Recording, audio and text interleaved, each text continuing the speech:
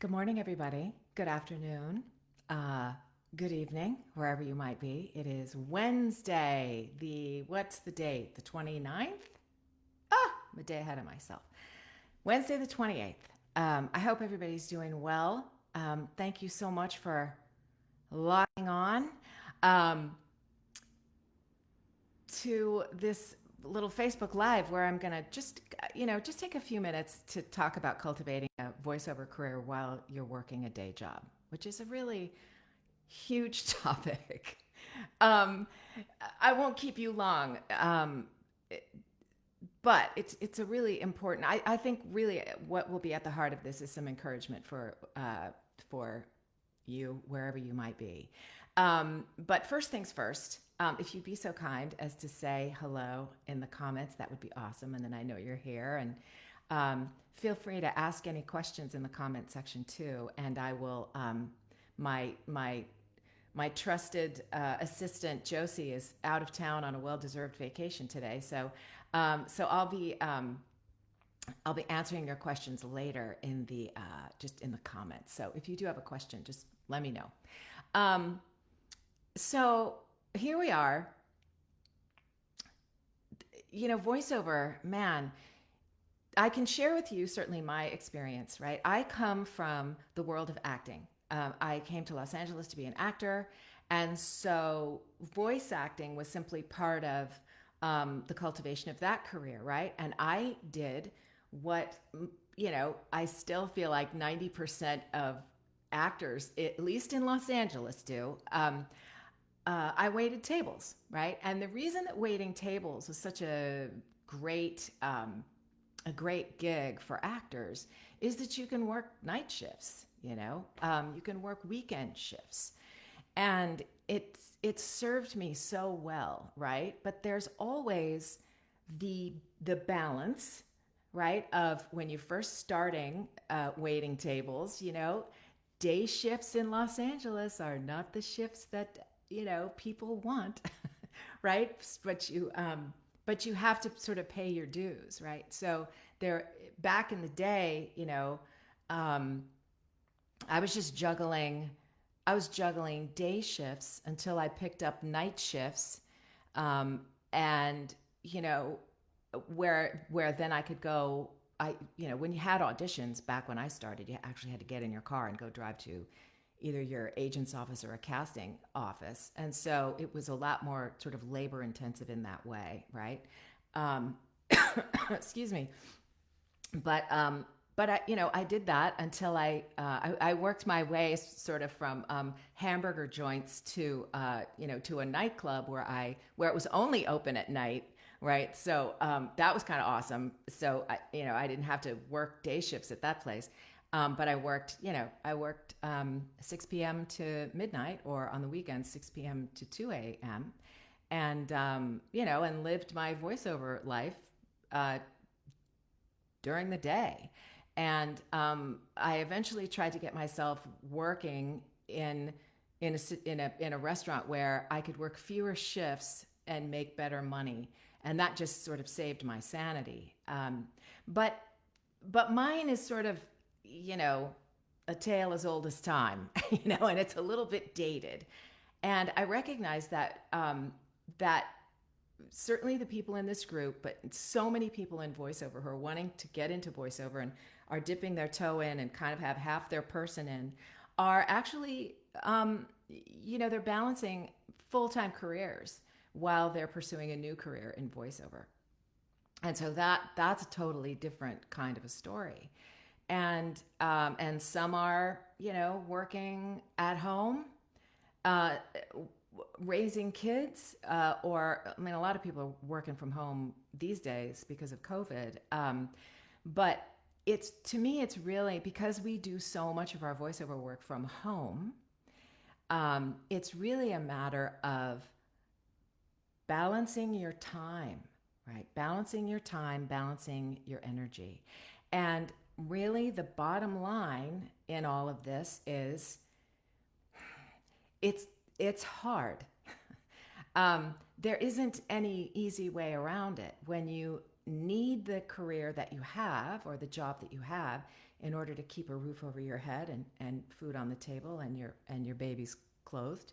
You have to remain dedicated to that job while in turn on the side, getting auditions in and finding a time when you can book with a client. And those are difficult things to navigate. And it really is going to be different for everyone. And, there is always sacrifice when you are trying to do a new thing, like when you really want to shift careers. At one point or another will come the day, when you sacrifice, when you have to make a choice between taking a booking and showing up to your day job, and those are difficult choices, I think. But there's a lot of leeway in between, because so much of our work can come from pay-to-play sites, from clients that we cultivate ourselves. And when we do that, when we cultivate those avenues of work, we can work in our off hours, right? And again, it's hard. It's not an easy thing. So I'm afraid I have no sort of, magic pill to make it possible one day to, have your 9-to-5 job and leave it, and the next day have a full-time voiceover career. There are certainly stories like that, but it is not the norm. It's not the norm, right? Here's Brad Highland. Hi, Brad, saying, he gave up a 35-year career to go head first into full-time voiceover, right? That's a monstrous risk, right? But I would imagine, Brad, correct me if I'm wrong, but I would imagine that somewhere in there you had already cultivated some clients and cultivated a sense of your capacity and your ability and all that good stuff. So, excuse me, I am fighting asthma. It's driving me crazy, but I have this cough. It makes me nuts. It comes out of nowhere. Anyway, so I'm really here to tell you that I see you, and I know that it's difficult, and I recognize the struggle that you are going through. I recognize the choices that you are having to make, and I see you and I support you. And I think at the root of all of that, because it's difficult, right? It always comes back to this for me, right? That you have to take care of yourself. If you're going to essentially work a job and a half, right? Or 2 jobs, you have to care for yourself, right? You have to draw some boundaries. You're not going to audition for something. It happens, right? But it's okay, right? Because there are always more auditions coming the next day, right? The next week, right? There's always more. So if you find yourself in a position where you have to choose the thing that's going to feed you, right? That's going to put a roof over your head and make sure your mortgage gets paid, until such time as you can choose the other. Right? It's just really important that we care for ourselves, particularly if we have families to care for, right? If you're a single person, if you're younger, and you're living a bit more carefree, if you will, and you don't have as many responsibilities, you can take different risks. You really can. And, that's certainly when I was cultivating my voiceover career. I was in my early 20s, not married, obviously no kids, and I could do that. I could work late nights. I could sort of get by making, the minimum, to pay my rent and to put food on the table, right? I didn't have a family to support. That's a much bigger deal, right? So, there are people at varying places in the cultivation of their voiceover career. Some are young and carefree, and you get to make different I think, sort of riskier choices.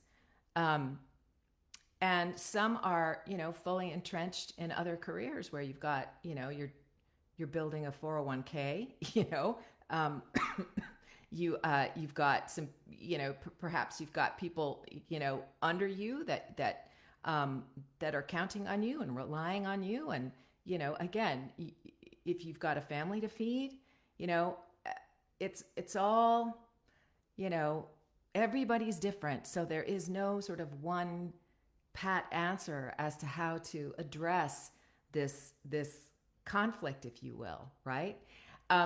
The other really big piece that I want to say is it requires patience. No matter where you are, no matter if you're younger and starting out, or if you're middle aged and starting out, or you're older and starting out, right? It will require patience.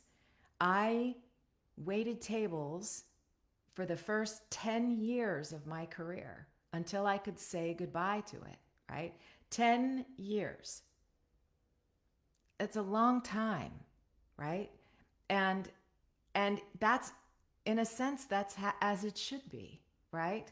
Like, it takes time for us to cultivate our sound and our, you know, who we are, and our particular individual persona in voiceover, if you will. Persona is a bad word, but our identity in voiceover, right? It takes time to learn the ropes of voice 1, 2, 3. It takes time to become skilled at editing. It takes time to cultivate relationships with buyers, right? I mean, I, I will never forget one of the first, I think I mentioned it last week. Like, I did this thing for the California Milk and Dairy Board, and if I swear to God, if it wasn't 20 years later, where she hired me, on some, Toyota spot, right? It's like the time that it takes to cultivate these kinds of relationships, right? It's not, no matter what people say to you, it is by and large not a quick way to make money, right? It's just not. And it is definitely my advice that you not pay attention to everybody who's posting about how much they're working. Like, that's them. Leave them. Leave them to their posts, right? Get in the booth, right, when you can. Get sleep when you need it, right? Feed yourself well. Exercise. Take care of your family. Shoulder to the wheel, right? And know that your story is not their story. Your path is not their path. Their path is not yours. And most of the time, people who are posting a lot about themselves, right? Most of the time, this isn't always true, but when people are posting about all their work, they have time to post their work, So it's sort of like, you know, um, we all are living in this culture where we think that we need to be seen every day in order to get work. That's not true. It's not true. You need to work to get work. You need, and by work I mean you need to be auditioning, right? And you need to be learning, and you need to be growing, right? And you need to be in it. You don't need to be posting to get work, right? It's really important to understand that, right? So it's really hard, I think, to not look at the things that people are posting and think, oh, I'm not doing that. Never mind it. Honestly, never mind it. It's going to take time. There is, generally speaking, no quick road into voiceover. You gotta take your time and pay your dues, as it were, right? So,